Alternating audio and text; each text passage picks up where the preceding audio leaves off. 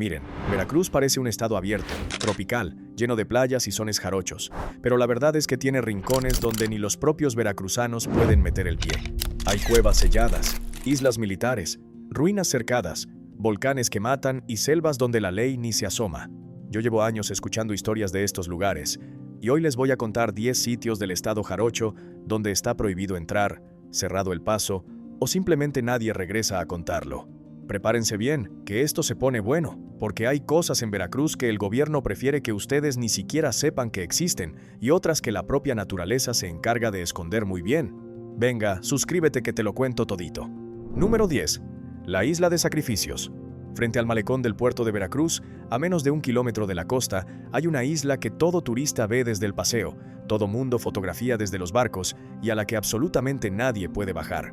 La Isla de Sacrificios, ese pedacito de tierra con su faro blanco y sus palmeras, está cerrada al público por decreto federal desde hace más de 30 años. Y no es un capricho, mis amigos, es que ese lugar guarda secretos que ni los libros de historia se atreven a contar completos. Los españoles le pusieron ese nombre cuando Juan de Grijalva desembarcó allí en 1518 y encontró un espectáculo que les revolvió el estómago. Hallaron altares con cuerpos recién sacrificados, cráneos acomodados, vasijas con sangre coagulada y templos dedicados a deidades que los frailes ni siquiera quisieron nombrar. Se dice que aquel suelo estaba tan empapado de rituales que los propios conquistadores se persignaron 3 veces antes de volver a sus barcos. Hoy la isla forma parte del Parque Nacional Sistema Arrecifal Veracruzano, y su acceso está restringido porque abajo del agua, alrededor de ella, hay arrecifes de coral extremadamente frágiles. Un pisotón, una ancla mal tirada, un turista con bronceador barato, y se muere un pedazo de arrecife que tardó 300 años en formarse. Por eso, la Comisión Nacional de Áreas Naturales Protegidas prohibió el desembarco, salvo a investigadores con permiso especial, y esos permisos se cuentan con los dedos de una mano al año. Pero hay más, mucho más. La isla tiene un cementerio antiguo, de la época en que el puerto usaba el lugar como cuarentena para los marineros enfermos de fiebre amarilla. Cientos de tumbas anónimas, lápidas borradas por la sal, cruces derrumbadas y, según los pescadores viejos del puerto, luces que se prenden solas por las noches cuando hay luna llena. Los veracruzanos le llaman la Isla Maldita, y aunque la ciencia diga que son fosfatos marinos reaccionando con el aire salitroso, la gente del puerto prefiere no acercarse ni en lancha después de ponerse el sol. Cuentan también que entre los pescadores más viejos circula la historia de que los días nublados, cuando el mar se pone quieto, se alcanzan a escuchar cantos desde la isla, cantos en lengua antigua, que nadie sabe de dónde vienen, pero que a todos les erizan la piel. Si usted intenta desembarcar sin permiso, la Secretaría de Marina lo detiene en cuestión de minutos, porque hay un destacamento naval vigilando las 24 horas del día, todo el año. Multa de hasta 80,000 pesos, decomiso de la embarcación, y una tarde muy incómoda explicándole al Ministerio Público Federal qué andaba haciendo usted pisando un santuario prehispánico. Y si de paso lo encuentran con un pedacito de coral en el bolsillo, ahí ya el asunto pasa a delito ambiental federal, con penas que pueden llegar a los 9 años de cárcel. Así de estricto, así de serio. Por algo se dice que la Isla de Sacrificios lleva sacrificando gente desde hace 500 años, y lo sigue haciendo, aunque ahora sea con expedientes judiciales en lugar de obsidianas. Número 9. El cráter del Pico de Orizaba. El Pico de Orizaba, el Citlaltépetl, la montaña más alta de México con sus 5,636 metros sobre el nivel del mar, es técnicamente visitable. Hay rutas de montañismo, hay guías certificados, hay campamentos base, pero hay una parte de esa montaña donde la entrada está absolutamente prohibida, y esa parte es el cráter mismo, la boca del volcán. Protección Civil del Estado de Veracruz, junto con la de Puebla, tiene un decreto muy claro. Nadie, absolutamente nadie sin credencial científica y equipo especializado puede asomarse al borde del cráter. Y la razón no es solo el vacío, que de por sí impone, sino los gases. El Pico de Orizaba está catalogado como volcán activo, aunque lleve dormido desde 1846. Del fondo del cráter emanan fumarolas con dióxido de azufre, dióxido de carbono y sulfuro de hidrógeno en concentraciones que pueden matar a una persona en menos de 3 minutos. Ha habido casos trágicos. Mis amigos, casos que helarían la sangre del más valiente. El año 2015, 3 alpinistas extranjeros decidieron descender al cráter para sacar unas fotografías espectaculares. 2 murieron por asfixia química en cuestión de minutos. El tercero sobrevivió porque se desmayó en el borde superior y unos guías alcanzaron a arrastrarlo fuera de la zona de gases. Los cuerpos tardaron semanas en ser recuperados porque las fumarolas no daban tregua y cada intento de rescate ponía en riesgo a más personas. Desde entonces, los guías tienen instrucciones precisas de detener a cualquier montañista que intente acercarse, y la cima está monitoreada con cámaras térmicas del Centro Nacional de Prevención de Desastres, con sensores de gases y con estaciones sismológicas que registran cada hipo de la montaña. Pero hay algo más inquietante todavía, mis amigos. Dentro del glaciar que corona el volcán, el Gran Glaciar Norte, se han encontrado cuerpos congelados de alpinistas desaparecidos hace décadas. En el año 2015 salieron a flote los restos de 3 escaladores que habían desaparecido en 1959. 56 años congelados, con la ropa intacta, las mochilas todavía amarradas a los hombros, los rostros reconocibles. El deshielo del glaciar, provocado por el calentamiento global que tanto nos afecta, va sacando poco a poco lo que la montaña se había tragado hace generaciones.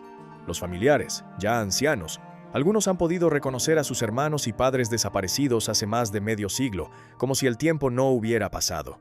Por eso la zona alta del volcán también tiene restricciones temporales, especialmente en época de deshielo intenso, porque nadie quiere encontrarse de frente con un muerto de hace medio siglo colgando de una grieta, con los ojos todavía abiertos mirando al infinito. Número 8. La zona arqueológica de Zempoala Cerrada. Todos conocen Zempoala, la gran capital totonaca donde Hernán Cortés hizo su primera gran alianza con un pueblo indígena contra los mexicas. Se puede visitar, es zona turística, hay entrada por un precio accesible, vienen guías, vienen camiones escolares cargados de niños, todo muy bonito, todo muy civilizado, todo muy folclórico. Pero lo que casi nadie sabe, mis amigos, es que apenas el 20% del complejo arqueológico real está abierto al público. El resto, toda una ciudad enterrada que se extiende por más de 8 kilómetros cuadrados de terreno, está cerrada con barreras, vigilancia del Instituto Nacional de Antropología e Historia, y acceso negado hasta a los periodistas con credenciales. La razón oficial es que son zonas en proceso de excavación o conservación, que se necesita tiempo y paciencia para sacarlas a la luz. Pero los arqueólogos que han trabajado por allá cuentan otra historia, una historia que se susurra entre colegas pero no se publica. Hay estructuras enteras, pirámides menores, sistemas hidráulicos totonacos con canales increíblemente sofisticados, e incluso un juego de pelota que nunca ha sido abierto al turismo porque contiene pinturas murales en tan mal estado de conservación que el simple aliento humano las borraría en cuestión de años. Literalmente, si usted entra y respira fuerte, la humedad de su aliento disuelve pigmentos que llevan 800 años pegados a la piedra, pigmentos hechos con minerales y sangre que cuentan historias que todavía nadie ha terminado de descifrar. Hay otro detalle más oscuro, que pone los pelos de punta cuando uno lo escucha.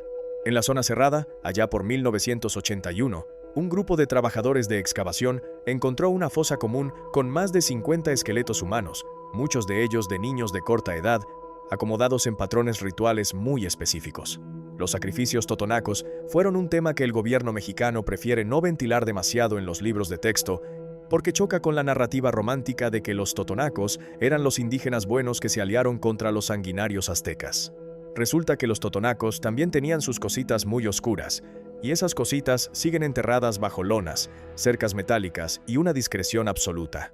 Los arqueólogos que han visto los huesos dicen que los niños tenían marcas de herramientas de obsidiana en el cuello, que fueron sacrificados posiblemente en ceremonias para pedir lluvia o buenas cosechas, y que encontrar una sola fosa de esas te cambia la idea que tenías del pasado prehispánico. Si alguien intenta colarse, el resguardo del sitio lo detecta en minutos. El Instituto Nacional de Antropología e Historia tiene guardias privados contratados las 24 horas, sensores de movimiento en las partes más sensibles y una relación directa con la policía estatal. La multa por invadir una zona arqueológica cerrada en México va de 20,000 pesos hasta $500,000, dependiendo del daño causado, más cárcel efectiva si se demuestra intención de saqueo. Número 7. La Laguna de Alvarado prohibida. Alvarado es ese puerto lagunero al sur del puerto de Veracruz, famoso por su pescadito fresco, sus ostiones y su lenguaje particularmente florido. La laguna es enorme, turística, la gente la recorre en pangas, come mojarra a orillas del agua, pero en el corazón de la laguna hay una zona que está vedada desde hace más de 40 años. Se llama la zona núcleo de la reserva y abarca casi 15,000 hectáreas donde no puede entrar nadie sin permiso de la Comisión Nacional de Áreas Naturales Protegidas. ¿Qué hay ahí adentro? Pues primero, manglares de los más antiguos del Golfo de México, algunos con árboles que superan los 200 años de edad. Segundo, Una población enorme de cocodrilo de pantano, el Crocodylus moreleti, que en temporada de anidación no duda en atacar lanchas completas.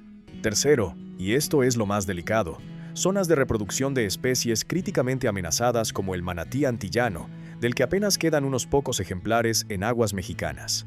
Pero hay otro motivo por el que esa zona está cerrada, un motivo que no lo dicen en los folletos turísticos ni lo cuentan los guías de las pangas. Durante los años más duros del narcotráfico en Veracruz, entre 2010 y 2016, los manglares de Alvarado fueron utilizados como puntos de trasiego de cocaína proveniente de Colombia y de Centroamérica. Se descubrieron campamentos enteros, pistas clandestinas disimuladas entre los árboles, bodegas flotantes y hasta submarinos semisumergibles abandonados en canales ocultos por la vegetación. Aunque hoy la situación está más controlada, los pescadores viejos todavía señalan ciertos canales con el dedo y le dicen en voz baja: «Por ahí no, patrón, por ahí mejor no se meta, que no sabemos qué va a encontrar». La Marina hace patrullajes aleatorios con lanchas rápidas y helicópteros, y si lo encuentran metido donde no debe, primero le apuntan con el arma larga y después preguntan qué anda haciendo ahí. Los pescadores de Alvarado cuentan historias que ponen a pensar. Dicen que en ciertos canales del fondo de la laguna, los cocodrilos crecieron de manera anormal durante aquellos años oscuros, porque no les faltó alimento. Dicen que encontraron lanchas abandonadas con sangre seca, que de vez en cuando se topaban con bultos flotando, que aprendieron a mirar hacia otro lado y seguir su camino. Todo eso queda en la tradición oral del puerto, y aunque nadie lo confirma oficialmente, cualquier habitante de la zona lo sabe. El acceso a la zona núcleo está totalmente prohibido al público general. Solo entran biólogos acreditados, personal de la reserva y ocasionalmente fotógrafos de documentales con permisos federales firmados por varias dependencias.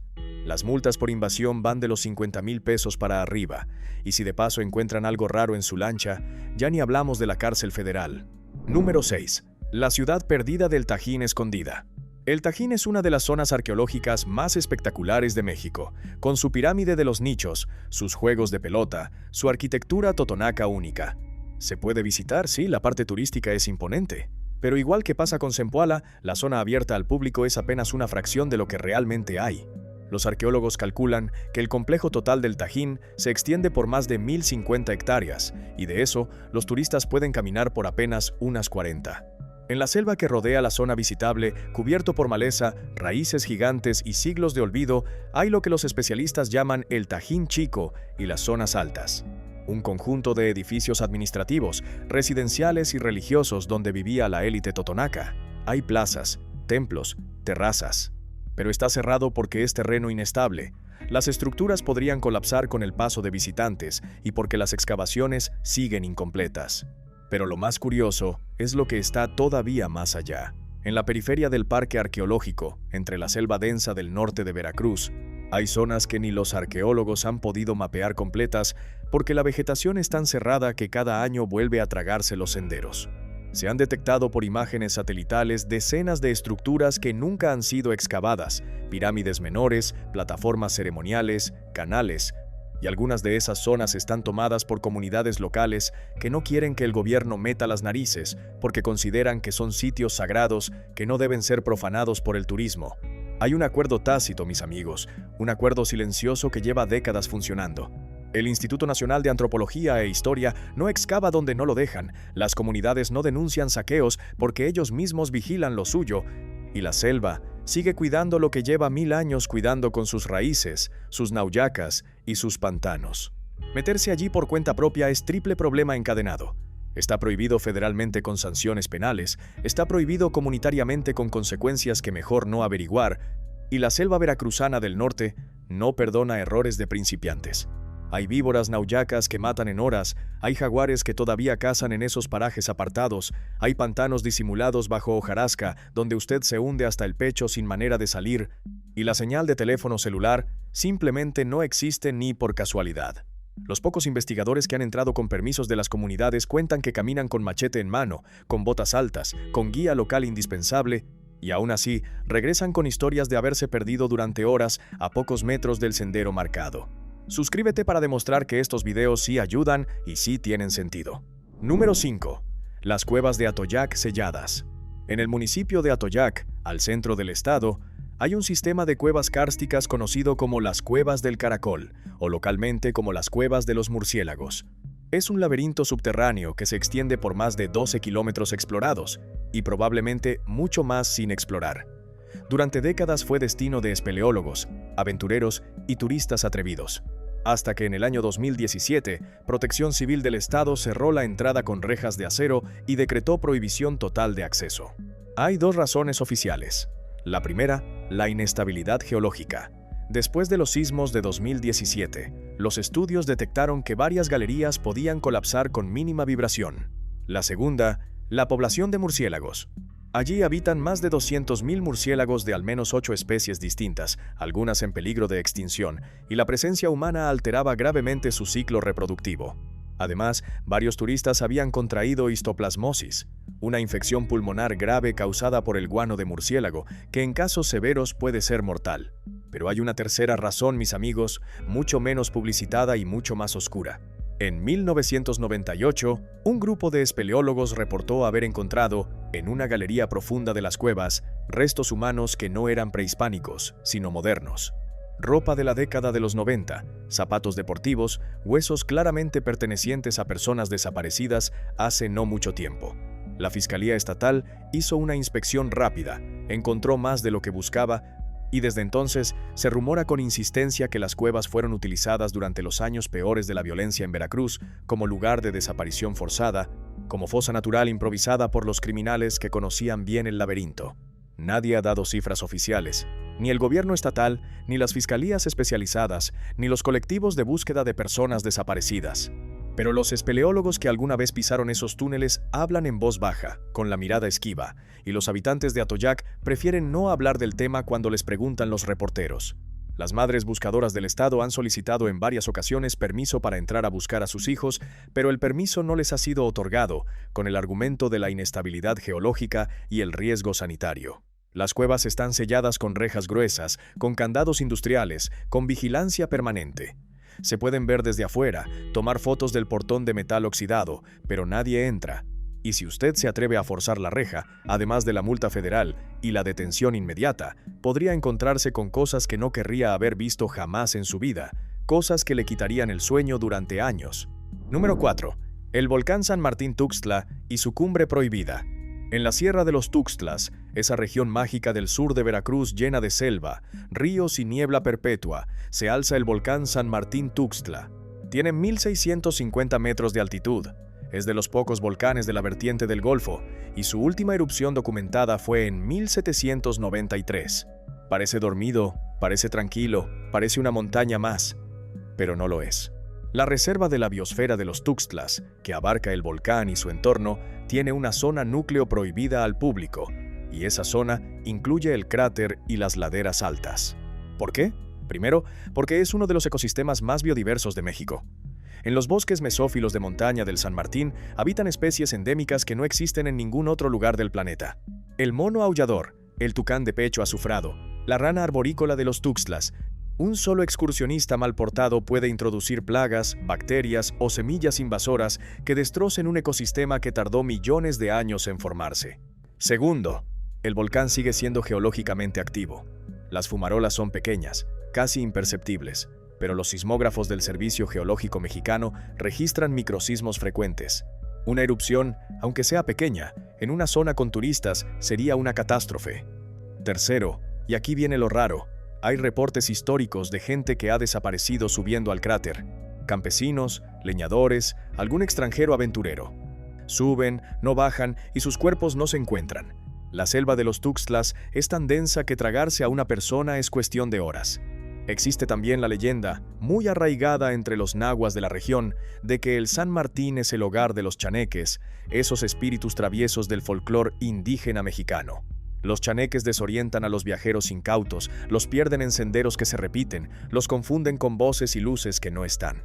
Los viejos de Catemaco, tierra de brujos reconocidos a nivel continental, le dirán con toda seriedad que hay montes a los que simplemente no se sube porque no se regresa igual, y el San Martín es uno de ellos, quizás el principal. La ciencia dirá que son gases volcánicos mezclados con desorientación por niebla espesa y por agotamiento físico. Los ancianos dirán que son los chaneques cobrando tributo. Usted escoja cuál explicación prefiere creer, pero lo que no escoge es la prohibición federal, que existe, está vigente, y se sanciona con multas fuertes y expulsión inmediata del área protegida. Además, en toda la reserva de la biosfera de los Tuxtlas hay vigilancia de personal de la Comisión Nacional de Áreas Naturales Protegidas y de la Guardia Nacional Ambiental, que patrullan los senderos en coordinación con las comunidades locales que también custodian su territorio. Número 3. La zona militar de la Boticaria. En plena ciudad de Veracruz, detrás de muros altos, cercas electrificadas y vigilancia permanente de infantería de marina, existe una instalación militar llamada La Boticaria. Para los veracruzanos es un pedazo de la ciudad que simplemente no existe. Uno pasa al lado, ve las bardas, ve los soldados y sigue de largo. Nadie pregunta qué hay adentro. Nadie quiere saberlo. Oficialmente, La Boticaria es la sede de la Tercera Brigada de Infantería de Marina, con funciones de defensa costera, operaciones anfibias y entrenamiento especializado. Extraoficialmente, dentro del complejo hay laboratorios de inteligencia naval, centros de procesamiento de información, áreas de interrogatorio y, según fuentes periodísticas independientes, celdas para detenidos de alto valor en operaciones contra el narcotráfico. El acceso es rigurosamente prohibido. Ni periodistas, ni políticos locales, ni funcionarios estatales tienen libre entrada al complejo. Solo personal militar autorizado y, ocasionalmente, altos mandos de la Federación que llegan en vehículos blindados con escoltas armadas. Los vecinos de las colonias aledañas cuentan que a veces se escuchan disparos de práctica a altas horas, explosiones controladas que hacen vibrar los vidrios de las casas, helicópteros aterrizando a horas extrañas de la madrugada con las luces apagadas. También se rumoran, aunque nunca se han comprobado oficialmente, traslados de detenidos en vehículos sin placas, con hombres encapuchados, llegando y saliendo en silencio absoluto, sin que nadie haga preguntas porque nadie quiere hacerlas. Durante los años más violentos del narcotráfico en Veracruz, La Boticaria fue señalada en múltiples reportes de organismos de derechos humanos nacionales e internacionales como un posible centro de detención irregular. Casos de desaparición forzada donde las víctimas habrían sido vistas por última vez cerca de esas instalaciones, testimonios de familiares que dicen haber entregado comida en la puerta durante semanas y nunca más volvieron a saber nada. La Marina siempre ha negado rotundamente cualquier irregularidad y los expedientes oficiales dicen que allí solo hay entrenamiento militar rutinario. Pero la sombra persiste, mis amigos. La sombra persiste en las conversaciones de cantina y en las memorias de los vecinos. Y la prohibición de acceso, también, muy firme y muy vigilada. Intentar entrar sin autorización es un delito federal de los gordos, con penas que van de los 5 a los 15 años de prisión, más todo lo que encuentren agregado en el expediente. Y créanme, siempre agregan algo. Número 2. El arrecife Hornos y la zona naval. Frente al puerto de Veracruz, a muy pocos minutos en lancha, está el arrecife Hornos, parte del sistema arrecifal veracruzano. Es hermoso, tiene corales, peces, historia, pero una porción importante de ese arrecife está dentro de una zona de exclusión naval, prohibida para la navegación civil y completamente vedada al buceo turístico. La razón tiene que ver, en primer lugar, con la Escuela Naval Militar de Antón Lizardo, una de las instituciones militares más importantes y prestigiosas del país, que entrena a los cadetes de la Marina de Guerra de México desde hace más de un siglo. Parte de su entrenamiento riguroso incluye maniobras navales complejas, tiros de artillería con munición real, ejercicios submarinos con equipo avanzado. Todo eso ocurre en un polígono marítimo cerrado al público civil, cuyas coordenadas están señalizadas en las cartas náuticas oficiales, son supervisadas por guardacostas armados las 24 horas, y cuya violación implica la intervención inmediata de embarcaciones militares con órdenes de disparar si se considera necesario para proteger la zona. Además del tema militar, hay otro asunto de lo más interesante. En el fondo del arrecife, Hornos y sus alrededores yacen restos de barcos hundidos de distintas épocas, un verdadero cementerio submarino. Barcos coloniales españoles del siglo XVI cargados con oro y plata rumbo a la metrópoli, navíos del siglo XIX hundidos en batallas olvidadas, embarcaciones de la Segunda Guerra Mundial torpedeadas por submarinos alemanes frente a las costas mexicanas. Sí, mis amigos, aunque México declaró la guerra al eje apenas en 1942, los submarinos nazis hundieron varios buques petroleros y mercantes mexicanos en aguas del Golfo ese mismo año, entre ellos el buque Potrero del Llano y el Faja de Oro, en ataques que provocaron la entrada oficial de México al conflicto mundial. Algunos de esos pecios están allí, en el fondo arenoso, cargados de mercancía, de acero oxidado, de memoria, y de los huesos de los marinos mexicanos que murieron defendiendo su bandera. El gobierno mexicano, junto con la Marina, decidió desde hace décadas que esos restos no están disponibles para exploración turística ni para saqueo de cazadores de tesoros de los que vienen desde Estados Unidos con detectores de metales y equipo caro. Cualquier buzo que sea sorprendido en esa zona, sin permiso arqueológico subacuático del Instituto Nacional de Antropología e Historia y sin autorización expresa de la Secretaría de Marina, se mete en un lío de los gordos: decomiso de equipo completo, multa de hasta varios cientos de miles de pesos, posible proceso penal por saqueo de patrimonio cultural subacuático y, en el peor de los casos, si los guardacostas disparan antes de preguntar porque lo confunden con un contrabandista, la muerte entre los corales. Ha pasado más de una vez. Pregunten ustedes por los casos de pescadores furtivos que aparecieron flotando con agujeros de balas de rifle automático y vean qué les responden en el puerto. Número 1. El nevado del Pico de Orizaba bajo la cumbre. Y para cerrar, mis amigos, vamos al lugar más prohibido, más peligroso y más lleno de historias oscuras de todo Veracruz. No es el cráter del Pico de Orizaba, del que ya hablamos. Es lo que está debajo, el interior del glaciar, las cavernas de hielo, las grietas profundas que se forman entre el Gran Glaciar Norte y las paredes de roca volcánica. Este lugar está prohibido no por decreto, sino por pura sensatez. Ningún guía, ningún montañista serio, ningún rescatista se mete voluntariamente ahí, porque es una trampa mortal. Las grietas tienen profundidades que superan los 100 metros en algunos puntos, están camufladas bajo puentes de nieve delgada, y al caer en una, simplemente no hay manera de salir. Los cuerpos que caen ahí quedan sepultados por siglos, congelados, conservados en una especie de museo macabro de alta montaña. El Gran Glaciar Norte ha ido retrocediendo por el cambio climático y al hacerlo ha ido expulsando cuerpos. El caso más famoso es el de los 3 alpinistas que mencioné antes, recuperados en 2015 después de 56 años congelados. Pero no son los únicos. Se calcula que debajo del hielo del Pico de Orizaba hay al menos entre 10 y 15 cuerpos sin identificar, de alpinistas desaparecidos desde los años 50 hasta la fecha. Algunos mexicanos, otros extranjeros. Nadie sabe cuándo saldrán a flote, ni en qué condiciones, ni si sus familias seguirán vivas para reclamarlos.